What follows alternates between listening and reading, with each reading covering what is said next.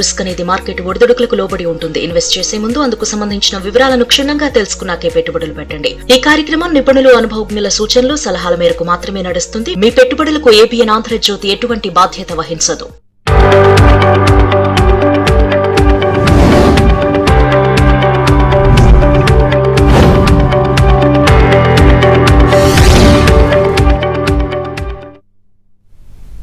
Good morning, welcome to ABN business. ఇక business updates చూస్తే పశ్చిమాసియా యుద్ధ జ్వాలల్లో భారత్ సహా ప్రపంచ స్టాక్ మార్కెట్లు మండిపోయాయి. బీఎస్ఈలో సోమవారం ట్రేడింగ్ ఆరంభంలో 2743 పాయింట్లు పతనమై 78,543 వద్ద ఇంట్రాట్రేడ్ కనిష్టాన్ని నమోదు చేసిన సెన్సెక్స్ చివరికి 80,238 వద్ద ముగిసింది. ఇక నిఫ్టీ 25,000 కీలక మద్దతు స్థాయిని కోల్పోయింది. ప్రారంభ ట్రేడింగ్ లో 575 పాయింట్లు పతనమై ట్రేడింగ్ నిలిచేసరికి 24,865 వద్ద స్థిరపడింది. ఇక బీఎస్ఈ లిస్టెడ్ కంపెనీల మొత్తం మార్కెట్ విలువ 6.59 లక్షల కోట్లు తగ్గి 456.90 లక్షల కోట్లకు పడిపోయింది. ఇక ఇరాన్ ఎలక్ట్రానిక్ యుద్ధతంత్రం దెబ్బకు హర్ముజ్ జలసంధిలో ఆయిల్ ట్యాంకర్ల రాకపోకలకు తీవ్ర విఘాతం కలిగింది. ఆ ప్రభావం వెంటనే చమురు, ఎల్ఎన్జీ సరఫరాపైన, ధరలపైన కనిపించింది. ఇక అమెరికా చమురు 7.6% మేర పెరిగి బ్యారెల్ $72.12 వద్ద ట్రేడ్ అవుతోంది. ఇక అంతర్జాతీయ ప్రమాణమైన బ్రెంచ్ ముడి చమురు ధర 8.6% మేర పెరిగి బ్యారెల్ $79.11 చేరుకుంది. ఇక బీఎస్ఈలో ప్రభుత్వ రంగ ఇంధన విక్రయ కంపెనీలైన Indian oil corporation share 4.53%, Hindustan petroleum corporation 3.36%, Bharat petroleum 2.81% నష్టపోయాయి. ఇక ప్రైవేట్ రంగ ఇంధన రిఫైనరీ దిగ్గజం రిలయన్స్ ఇండస్ట్రీస్ స్టాక్ 2.58% తగ్గింది. ఇక ఇంధనం ముడిసరుకుగా ఉపయోగించే పెయింట్ తయారీ కంపెనీల విషయానికొస్తే Kansai Nerolac 3.77%, Asian paints 2.89%, Shalimar paints 2.55%, Berger paints, Indigo paints 1% పైగా క్షీణించాయి. ఇక ఓవరాల్ గా ఇరాన్ యుద్ధం ఇండియన్ మార్కెట్స్ పై ఎలా ప్రభావం చూపుతుంది ఏంటి అన్నది తెలియజేయడానికి ప్రముఖ బిజినెస్ అనలిస్ట్ అనిల్ కుమార్ గారు ఉన్నారు. వారితో మాట్లాడదాం. అనిల్ కుమార్ గారు, గుడ్ మార్నింగ్ అండి. గుడ్ మార్నింగ్ అండి సార్, అసలు ఇండియన్ మార్కెట్స్ లో నిన్న ఏం జరిగింది, అదే విధంగా ఇరాన్ యుద్ధము ఇండియన్ మార్కెట్స్ పై ఎలా ప్రభావం చూపించబోతుందంటే ఏం చెప్తారు సార్?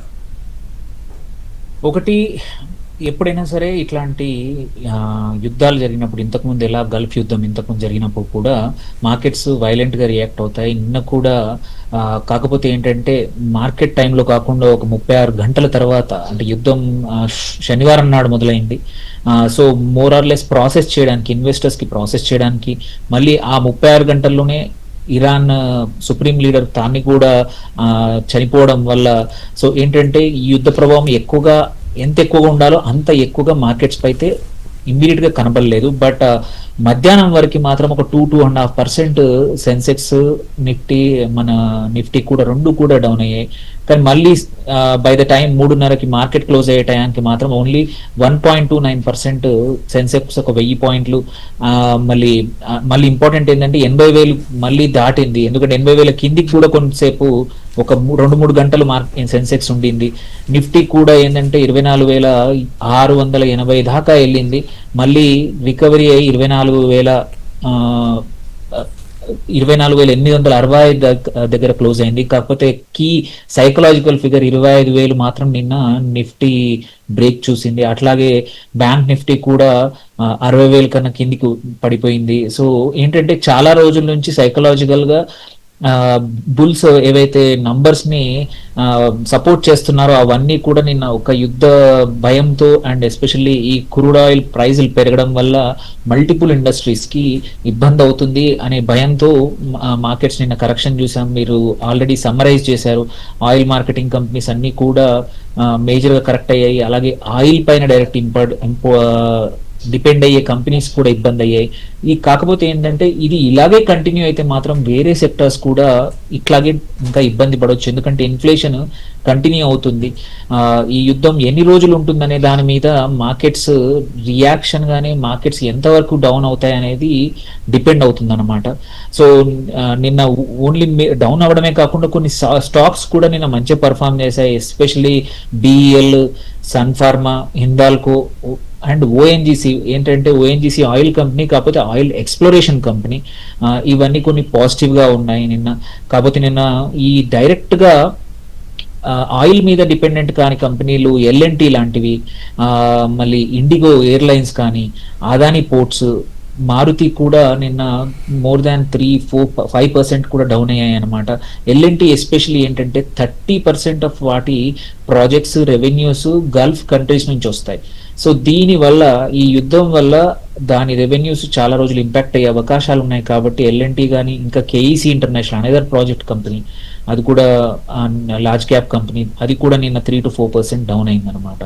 సో ఓన్లీ ఆయిల్ వాటివే అంటే ఆయిల్ డిపెండెంట్ ఇండస్ట్రీసే కాకుండా ఏ కంపెనీస్కి అయితే గల్ఫ్ కంట్రీస్ నుంచి రెవెన్యూస్ ఎక్కువగా ఉన్నాయో ఆ షేర్లు కూడా నిన్న కరెక్షన్ అయ్యాయి.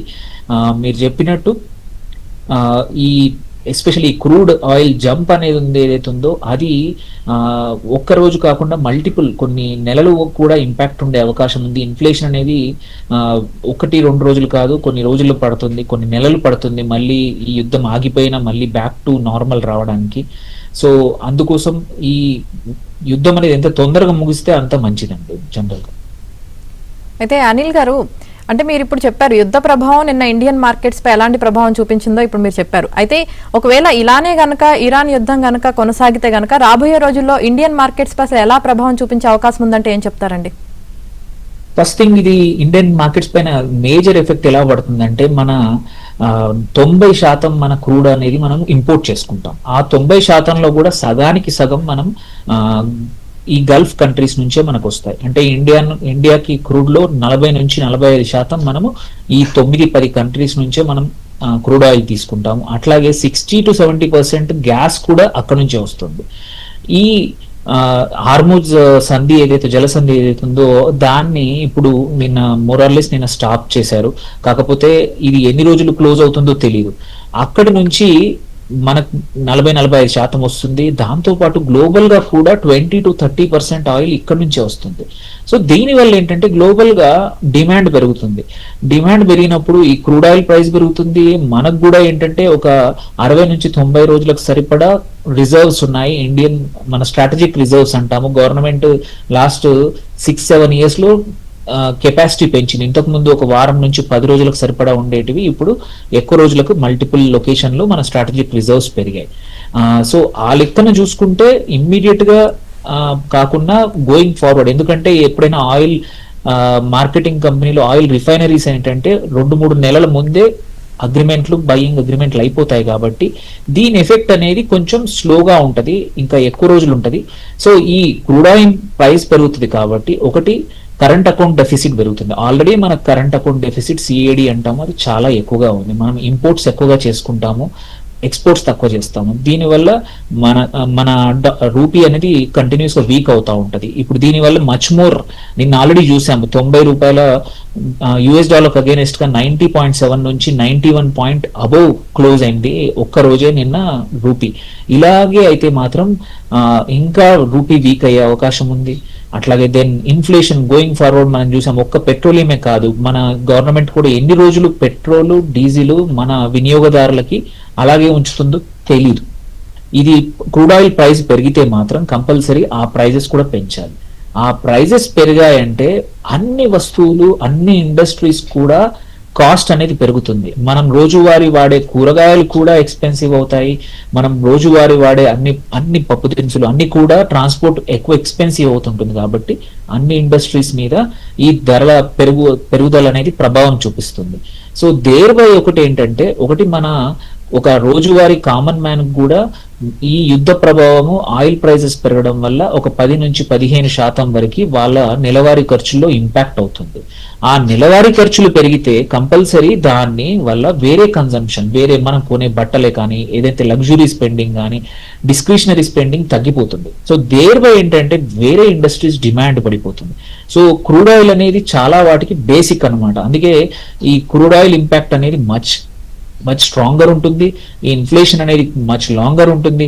సో అందుకోసం ఈ యుద్ధం అనేది ఇండైరెక్ట్ గా మన మీద కూడా చాలా పెద్దగా ప్రభావం చూపెట్టబోతా ఉంది. సో దీన్ని అవాయిడ్ చేయడానికి కూడా ప్రభుత్వం దగ్గర కానీ ఎవరి దగ్గర పెద్దగా మార్గాలు కూడా లేవు. ఓన్లీ మార్గం ఏంటంటే రష్యా నుంచి కానీ ఆర్ అమెరికా, వేరైతే OPEC countries, non OPEC countries ఏవైతే ఉన్నాయో అవన్నీ కూడా ఈ క్రూడ్ ఆయిల్ ప్రొడక్షన్ పెంచేసి ప్రైజెస్ మోరార్లెస్ ఇప్పుడు ఆల్రెడీ 79 దాకా డాలర్ల దాకా ఉంది బ్యారెల్ కి. అది లాస్ట్ 2-3 సంవత్సరాలు చూసుకుంటే 55-60 దగ్గరే యావరేజ్ ఉంది. అంటే ఆల్రెడీ $15-20 పర్ బ్యారెల్ పెరిగింది.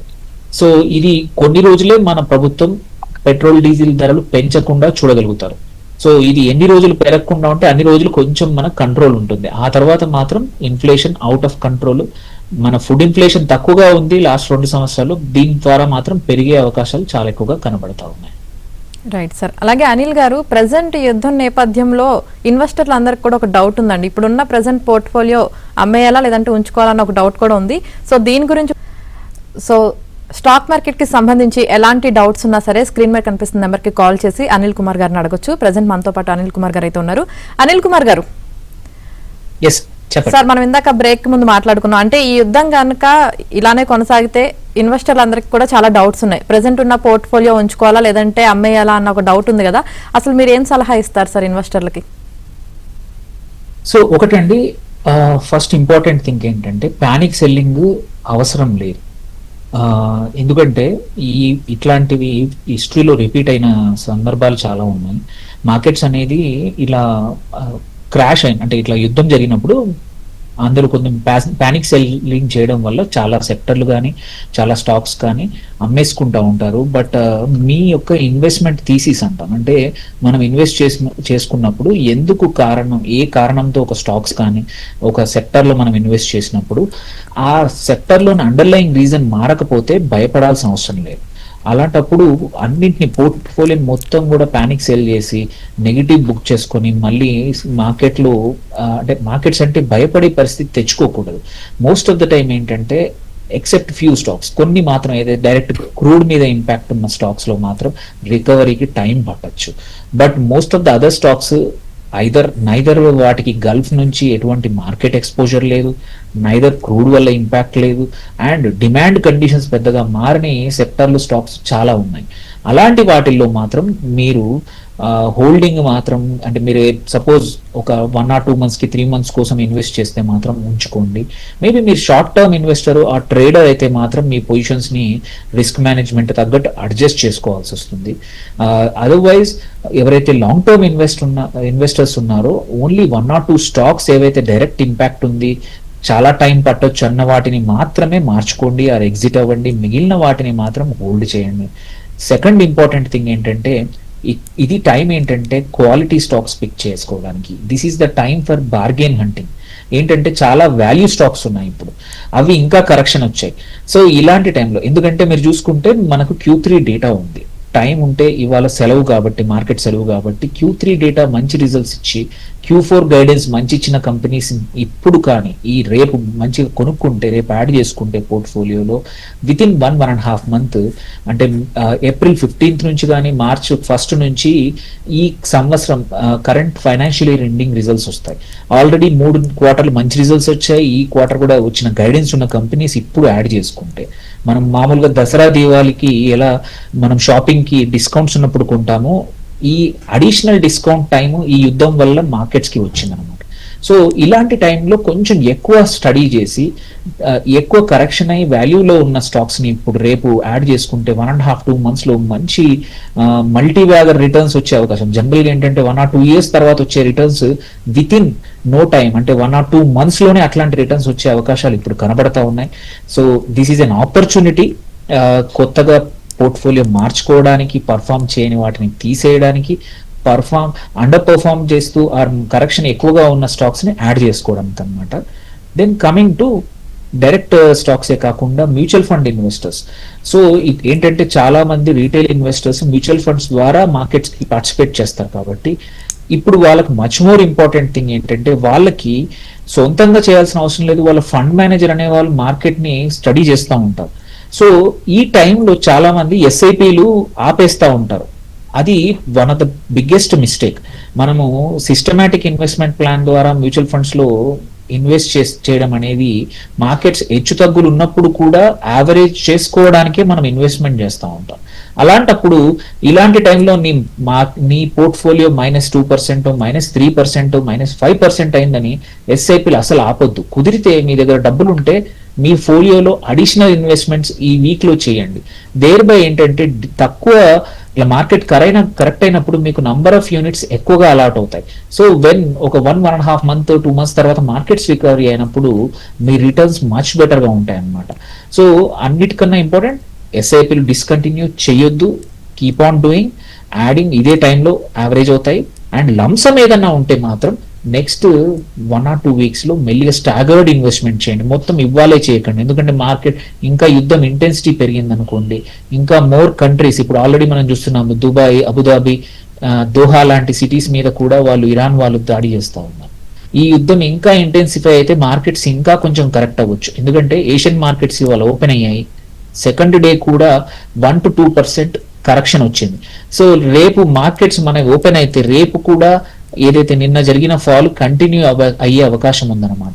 సో అలాంటప్పుడు ఏంటంటే మొత్తం మీ దగ్గర ఉన్న లంసమ్ ని కూడా ఆర్ మీరు ఇన్వెస్ట్ చేస్తా అనుకున్న అమౌంట్ కూడా ఒక 4-5 పార్ట్స్ గా డివైడ్ చేసి ఈ వీక్ లో కొన్ని, నెక్స్ట్ వీక్ లో కొన్ని, అలా కొన్ని చేసుకుంటే ఏంటంటే మార్కెట్ ఫర్దర్ పడ్డా కూడా ఒకేసారి మీరు రీసెంట్ గా పెట్టిన క్యాపిటల్ కూడా పడిపోకుండా యావరేజ్ అవుతుంది అనమాట. అండ్ మోస్ట్ ఇంపార్టెంట్ సార్ ఒక కాలర్ ఉన్నారు సార్, కాల్ తీసుకుందాం. ఈశ్వర్రావు గారు వైజాగ్ నుంచి కాల్ చేశారు. ఈశ్వర్రావు గారు మీ డౌట్ ఏంటో అడగండి. సార్ నమస్తే సార్. నమస్తే అండి, చెప్పండి సార్. ఈ ప్రెసెంట్ లో ఏ స్టాక్స్ పిక్ చేసుకుంటే బాగుంటుంది సార్, కొంచెం సజెషన్ ఇవ్వగలరా? తప్పకుండా.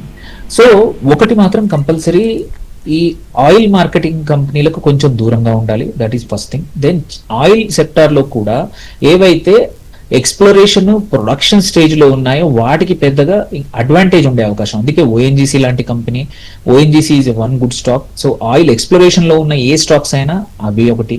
సెకండ్ వచ్చేసి కంపల్సరీ మన బ్యాంకింగ్ స్టాక్స్ కూడా పెద్దగా ఇంపాక్ట్ ఉండదు, ఎందుకంటే వీటికి గల్ఫ్ ఎక్స్పోజర్ ఓన్లీ ఎన్ఆర్ఐస్ ద్వారా ఉంటుంది. So minimum exposure. సో ఈ టైంలో ఇన్వెస్టర్స్ వాటి వైపును కూడా చూడొచ్చు. ఎస్పెషల్లీ పిఎస్యు స్టాక్స్ రేపు ఎల్లుండి they can come in to play. Third వచ్చేసి డిఫెన్స్ స్టాక్స్, ఎందుకంటే మల్టిపుల్ కంట్రీస్ యుద్ధ భయాల వల్ల వాటి యొక్క ఏమంటారు డిఫెన్స్ ప్రొడక్షన్ అన్నిటికీ లేదు. ఆల్రెడీ మనం చూసాము లాస్ట్ 1.5 year లో ఇండియన్ డిఫెన్స్ కంపెనీస్ ఎలా ఎక్స్పోర్ట్స్ చేస్తా ఉన్నాయో. సో మన ఆకాష్ డిఫెన్స్, ఎయిర్ డిఫెన్సే కానివ్వండి, బ్రహ్మోస్ మిసైల్సే కానివ్వండి, ఈ ప్రొడక్షన్ లో ఒక 10-15 కంపెనీలు, అందుకే నేను చూసాను బిఈఎల్ లాంటి కంపెనీలు, బిడిఎల్ కని ఇట్లాంటి companies defence stocks can perform well. Even idea forge ఏదైతే ఉందో డ్రోన్ మ్యానుఫ్యాక్చరింగ్ లో ఉంది, సో అది కూడా can come down. Wonderful order book ఉంది. సో ఇట్లాంటి defence stocks is another area. Next few days లో మనం మంచి రిటర్న్స్, మంచి గ్రోత్ రాబోతా ఉంది. So defence is another one.